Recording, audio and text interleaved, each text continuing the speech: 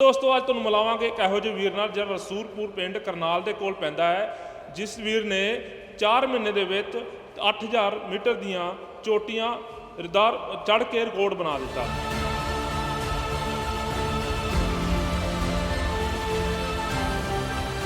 मेरे जहाँ पे मैं जॉब करता हूँ, काफ़ी मेरे जो कस्टमर्स हैं उनको पता है कि ये क्लाइंब करता रहता है। वो पूछते हैं सर कहाँ जाओगे, नेक्स्ट टारगेट क्या है।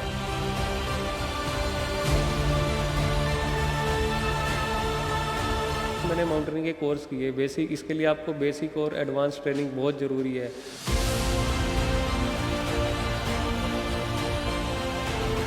तो मेरे इंडियन बैंक ने मेरे को एवरेस्ट के लिए स्पॉन्सर किया था और हमेशा मेरा साथ दिया है। तो बैंक को तो मैं हमेशा धन्यवाद बोलता हूँ, क्योंकि उनके शायद अगर बैंक में नहीं होता तो मेरे लिए पॉसिबल नहीं था।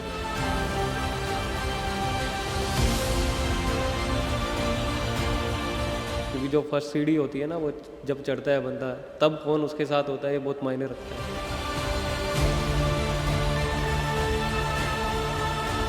कि जो भी आप टारगेट सेट करते हो उसको सेट करके उस पर लगे रहो, आपको बिल्कुल अचीव होगा आपका टारगेट।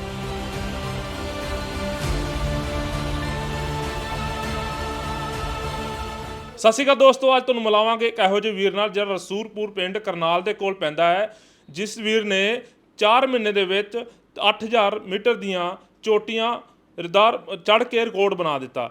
ਅੱਜ ਤੁਹਾਨੂੰ ਮਿਲਾਵਾਂਗੇ ਉਸ ਵੀਰ ਨਾਲ, ਉਹਨਾਂ ਨਾਲ ਗੱਲਬਾਤ ਕਰਾਂਗੇ ਉਹਨਾਂ ਦਾ ਕਿਹੋ ਜਿਹਾ ਐਕਸਪੀਰੀਅੰਸ ਰਿਹਾ। ਇੱਕ ਛੋਟੀ ਜਿਹੀ ਜੌਬ ਕਰਦੇ ਆ, ਬੈਂਕ ਦੇ ਵਿੱਚ ਜੌਬ ਕਰਦੇ ਆ, ਕਿਸ ਤਰ੍ਹਾਂ ਵੀਰ ਨੇ ਇਸ ਲੈਵਲ ਤੇ ਪਹੁੰਚੇ ਔਰ 2023 ਦੇ ਵਿੱਚ ਪਹਿਲੇ ਪਰਸਨ ਨੇ ਜਿਨ੍ਹਾਂ ਨੇ 4 ਮਹੀਨੇ ਦੇ ਵਿੱਚ 3 ਚੋਟੀਆਂ ਰਿਕਵਰ ਕੀਤੀਆਂ ਔਰ ਉੱਥੇ ਚੜ੍ਹਾਈ ਕੀਤੀ। ਗੱਲਬਾਤ ਕਰਾਂਗੇ। ਵੀਰ ਜੀ ਸਤਿ ਸ਼੍ਰੀ ਅਕਾਲ, ਤੁਹਾਡਾ ਸਵਾਗਤ ਹੈ ਸਾਡੇ चैनल पे। जी नमस्कार जी।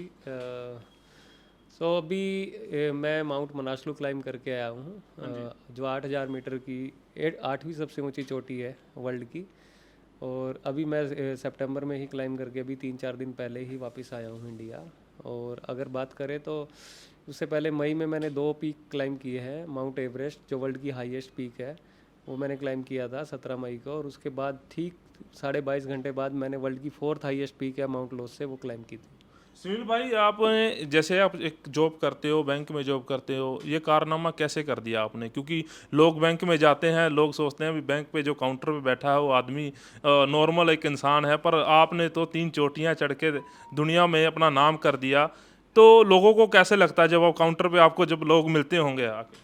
काउंटर पे काफ़ी लोग जिनको पता है, मैं क्योंकि मैं ऐसा नहीं है कि मैंने इसी साल ये किया है, मैं काफ़ी सालों से ही करते आ रहा हूँ। और मैं 2015-16 से ही इस लाइन में हूँ। मैंने 2021 में भी माउंट सतोपंथ क्लाइम किया था, जो 7000 मीटर की चोटी है इधर गंगोत्री रेंज में क्लाइम किया था। और 2022 में मैंने माउंट कुन क्लाइम किया था, जो लद्दाख में है, कारगिल में। तो मेरे जहाँ पे मैं जॉब करता हूँ, काफ़ी मेरे जो कस्टमर्स हैं उनको पता है कि ये क्लाइंब करता रहता है। वो पूछते हैं सर कहाँ जाओगे, नेक्स्ट टारगेट क्या है। तो वो काफ़ी अप्रिशिएट करते हैं लोग जब उनको पता लगता है कि मेरे करनाल से, मेरे हरियाणा से हरियाणा का नाम ऊंचा कर रहा है, तो उनको भी प्राउड फील होता है ऐसा। बिल्कुल, जैसे कि आपने बताया भी, ये जो माउंटेनिंग है बहुत ही मुश्किल है। इसमें इसके लिए बहुत कुछ करना पड़ता है। पहले आपने कैसे, इसका सफ़र कैसे स्टार्ट होता है आपका? अगर इसकी सफ़र की बात करें, देखो मैं 2015-16 से मैंने पहले मैं ट्रैक किया करता था 14-15 से, फिर 16 में मैंने एक 6000 मीटर क्लाइम किया।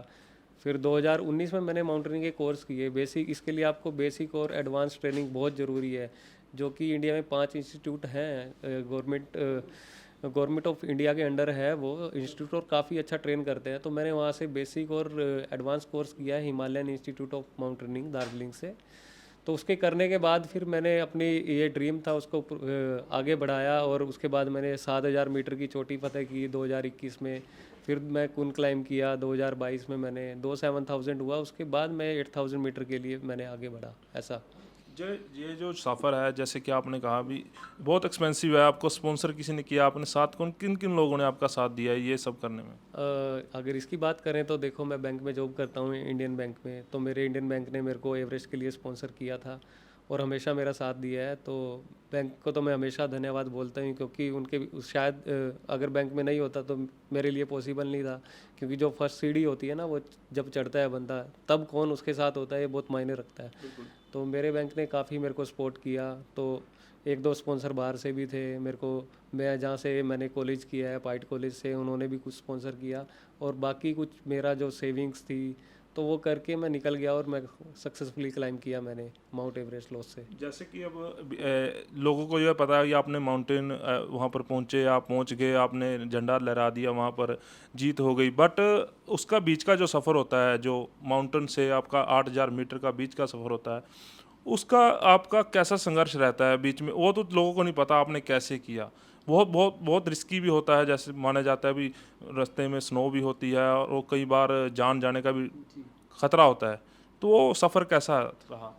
अगर आप सफ़र की बात करें एवरेस्ट क्लाइंब करने के लिए, तो एवरेस्ट में हमारे लगभग 52 से 53 दिन लगे थे इंडिया से इंडिया। और उसमें क्या होता है, आपको रोटेशंस करनी पड़ती है, काफ़ी बैड वेदर का भी सामना करना पड़ता है आपको।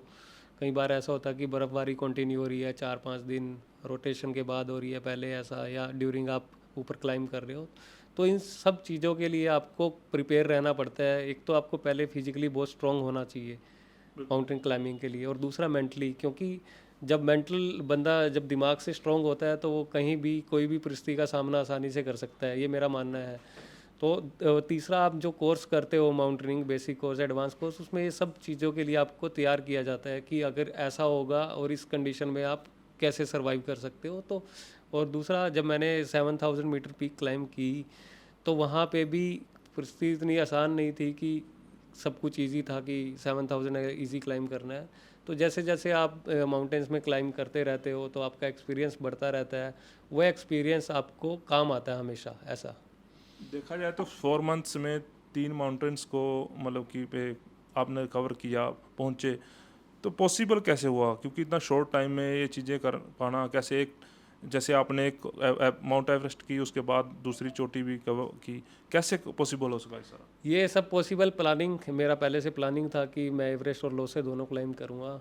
तो उस प्लानिंग के हिसाब से मैं गया था, उस प्लानिंग के हिसाब से ही मैंने खुद को ट्रेन किया था। क्योंकि ये ट्रेनिंग ये नहीं है कि आप 1 महीना खुद को ट्रेन करके निकल जाओगे और क्लाइंब कर लोगे, ऐसा नहीं है। एवरेस्ट की बात करें, जब मैंने माउंट कुन क्लाइंब किया था लास्ट ईयर, तब से ही मेरा एवरेस्ट का प्रिपरेशन चल रहा था। ट्रेनिंग बहुत हार्ड चल रही थी मेरी, क्योंकि सुबह मॉर्निंग में उठना लो और 20-15-20 किलोमीटर दौड़ना और वेट के साथ स्टेयर्स चढ़ना, आपको बहुत सारी चीज़ें होती हैं इसमें, वो सब आपको करनी पड़ती है खुद को ट्रेन करने के लिए। तो वो चीज़ें आपकी हेल्प करती है जब आप फाइनली आप माउंटेन्स के अंदर क्लाइंब करते हो, तो ये सब चीज़ें आपको हेल्प करती है। दूसरा, जब आप ट्रेन खुद को हार्ड करते हो तो मेंटली भी स्ट्रांग होते हो, अरे मैंने बहुत अच्छा ट्रेन किया हुआ है, मैंने 7,000 किया, तो वो चीज़ें आपको पॉजिटिव बनाती है क्लाइंब करने के लिए। तो इस इन फ्यूचर क्या प्लान है आपका? जैसे कि अभी आपने 3 चोटियाँ की, आगे कुछ और बड़ा करने का इरादा है आपका? जी, अभी नेक्स्ट ईयर है मेरा, माउंट कंचनजंगा है, माउंट अन्नापूर्णा है, धौलागिरी है, या मकालू है मेरा प्लान। जो भी स्पॉन्सरशिप पे डिपेंड करेगा सब। अगर मेरे को अच्छी स्पॉन्सरशिप मिलती है तो मैं कंचनजंगा का प्लान कर रहा हूँ नेक्स्ट ईयर क्लाइंब करने का। मैंने सुना जैसे कि आपका कितना एक्सपेंस लगा इस सभी उसमें, क्योंकि बहुत एक्सपेंसिव है आपने पहले बताया, हाँ, तो स्पॉन्सर भी किया गया आपको, मोस्टली सभी का कुल मिला के खर्चा कितना को हो गया आपका? अगर आप बात करें टोटल खर्चे की तो मेरा लगभग ये 55 लाख के आसपास इस साल खर्चा हुआ है 3 माउंटेन्स क्लाइंब करने में, जिसमें 28 से 30 लाख रुपए स्पॉन्सरशिप था, बाकी मेरा खुद का पैसा था जो मैंने इन्वेस्ट किया। जैसे कि आपकी जर्नी रही, इस जर्नी के अलावा आप आज के नौजवान जो इस पीढ़ी को क्या कहना चाहेंगे जो कि नशे में जा रही है, और भी जो जैसे क्या है, मोबाइल का ज़माना है या इलेक्ट्रॉनिक ज़माना है, लोग उसमें उलझे हुए हैं, आप जैसे लोग माउंटेन पे क्लाइंब करके लोगों को एक मैसेज दे रहे हैं, उस इसके लिए आप उन नौजवानों को क्या मैसेज देना चाहेंगे? उन नौजवानों को यही मैसेज है कि एक एक दौर होता है, जैसे यंग बंदा होता है, जैसे मैं अपने कॉलेज टाइम की बात करूं तो उस टाइम बंदे का ये रहता है कि फिजिकली भी बहुत स्ट्रांग रहता है और मेंटली भी बहुत स्ट्रांग रहता है, क्योंकि आप स्टडी के अंदर होते हो। तो मैं उनको यही मैसेज देना चाहूँगा कि जो भी आप टारगेट सेट करते हो उसको सेट करके उस पर लगे रहो, आपको बिल्कुल अचीव होगा आपका टारगेट। क्योंकि मेरी जो जर्नी थी वो बहुत लंबी जर्नी थी, मेरे को लगभग 7-8 साल लग गए एवरेस्ट क्लाइंब करने के लिए, क्योंकि वो स्टेप बाय स्टेप में गया, 6,000 मीटर, 7,000 मीटर, और फिर स्पॉन्सरशिप का भी ऐसा रहता है कि आपको विश्वास दिलाना पड़ता है लोगों को कि हाँ आपके अंदर कैलिबर है, आप कर सकते हो। तो सेम चीज़ है, आप अगर स्टडी कर रहे हो या किसी गेम के अंदर हो तो आप मेहनत करते रहिए, आपको फल ज़रूर मिलेगा। ਬਹੁਤ ਬਹੁਤ ਧੰਨਵਾਦ। ਆਪਾਂ ਆਪਣੇ ਦਰਸ਼ਕਾਂ ਨੂੰ ਅੱਜ ਮਿਲਾਇਆ ਸੁਨੀਲ ਕੁਮਾਰ, ਇੱਕ ਮਾਊਂਟੇਨਰ ਨੇ। ਬਹੁਤ ਵਧੀਆ ਇਹਨਾਂ ਨੇ 4 ਮਹੀਨੇ 'ਚ ਇਹ ਕਾਰਨਾਮਾ ਕਰਕੇ ਦਿਖਾਇਆ। ਅੱਜ ਕੱਲ੍ਹ ਦੇ ਨੌਜਵਾਨਾਂ ਨੂੰ ਦੇਖਣ ਦੀ ਲੋੜ ਹੈ, ਸਮਝਣ ਦੀ ਲੋੜ ਹੈ। ਤੁਸੀਂ ਜ਼ਿੰਦਗੀ ਦੀ ਕਿਸੇ ਵੀ ਪਹਾੜੀ ਤੇ ਪਹੁੰਚ ਸਕਦੇ ਹੋ, ਕਿਸੇ ਵੀ ਚੋਟੀ ਤੇ ਪਹੁੰਚ ਸਕਦੇ ਹੋ। ਕੋਈ ਜ਼ਰੂਰੀ ਨਹੀਂ ਕਿ ਮਾਊਂਟੇਨਰ ਹੀ ਬਣੋ। ਆਪਣੀ ਜ਼ਿੰਦਗੀ ਦੇ ਹਰ ਜਿਹੜਾ ਵੀ ਜੋ ਕੁਝ ਵੀ ਬਣਨਾ ਚਾਹੁੰਦਾ ਜ਼ਿੰਦਗੀ ਦੇ ਵਿੱਚ ਉਹ ਕਰ ਸਕਦਾ ਹੈ। ਇਸ ਵੀਰ ਤੋਂ ਇਹੀ ਮੈਸੇਜ ਸਾਨੂੰ ਮਿਲਦਾ ਹੈ ਕਿ ਆਪਾਂ ਤਾਂ ਤੁਹਾਨੂੰ ਦਿਖਾਉਣ ਦੀ ਕੋਸ਼ਿਸ਼ ਕੀਤੀ ਕਿ ਲੋਕ ਆਪਣੀ ਜ਼ਿੰਦਗੀ ਬਦਲ ਸਕਦੇ, ਕਿਸੇ ਵੀ ਲੈਵਲ ਤੇ ਜਾ ਕੇ ਤੁਸੀਂ ਕਿਸੇ ਟਾਈਮ ਵੀ ਪਹੁੰਚ ਸਕਦੇ ਹੋ। ਇੱਕ ਵੀਰ ਆਮ ਜੀ ਇੱਕ ਛੋਟੀ ਜਿਹੀ ਜੋਬ ਤੋਂ ਇੰਨਾ ਵੱਡੇ ਲੈਵਲ ਤੱਕ ਪਹੁੰਚਿਆ। ਤੁਸੀਂ ਵੀ ਇਸੇ ਤਰ੍ਹਾਂ ਕੋਸ਼ਿਸ਼ ਕਰ ਸਕਦੇ ਹੋ। ਅੱਜ ਦੇ ਨੌਜਵਾਨਾਂ ਨੂੰ ਇਹੀ ਮੈਸੇਜ ਆ। ਜੁੜੇ ਰਹੋ ਇਸ ਪੇਜ ਨਾਲ। ਵਾਹਿਗੁਰੂ ਜੀ ਕਾ ਖਾਲਸਾ, ਵਾਹਿਗੁਰੂ ਜੀ ਕੀ ਫਤਿਹ।